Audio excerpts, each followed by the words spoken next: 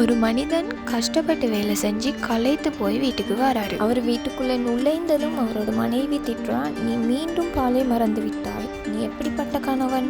அவர் அதற்கு அமைதியாக உட்கார்ந்து அவரோட பேகை கீழே வச்சுட்டு சொல்கிறாரு, என்னை மன்னிச்சு விட்டு, நான் அதை மறந்து விட்டேன்.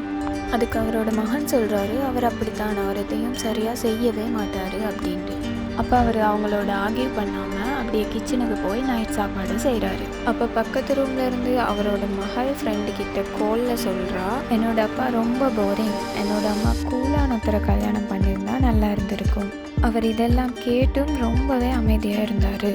அன்றிரவு எல்லாரும் தூங்கி கொண்டிருக்கும் போது அவர் அவரோட ட்ரெஸ் எல்லாம் பேக் பண்ணி ஒரு கடிதத்தையும் எழுதி வச்சுட்டு போகிறாரு. அதில் எழுந்திருந்துச்சு, நீ எப்போதும் நான் என்ன மறக்கிறேன்றதை தான் நோட்டீஸ் பண்ணேன், பட் நான் என்ன கொடுத்தேன்றதை நீ பார்க்கல. ஒரு நாளைக்கு 14 மணி நேரம் வேலை செய்தேன் இந்த வீட்டுக்காக. நான் சின்ன சின்ன சண்டைகளை தவிர்த்து வந்தேன், ஆனால் இப்போது எனக்காக நான் அமைதியை தேர்ந்தெடுக்கிறேன். இந்த லெட்டரை எழுதி வச்சுட்டு சூரியன் உதிக்கும் முன்னே அவர் வீட்டை விட்டு கிளம்பிவிட்டார். 3 நாட்களுக்கு பிறகு பில்கள் வந்தன. அதை எப்படி கெட்டுவதென்று அவர்களுக்கு தெரியவில்லை. ஃப்ரிட்ஜ் காலியாகிவிட்டது, மின்சாரம் துண்டிக்கப்பட்டது. அப்போது அவருடைய மனைவி உடைந்து போய் கண்ணீர் விட்டு அழுதாள். அவர் பெர்ஃபெக்டாக இல்லாட்டியும் அவர் எல்லாவற்றையும் செய்திருக்கிறார் என்று அவருடைய வைஃப் உணர்ந்தார். அவரின் பிள்ளைகளும் அவருடைய மதிப்பை உணர்ந்தார்கள்.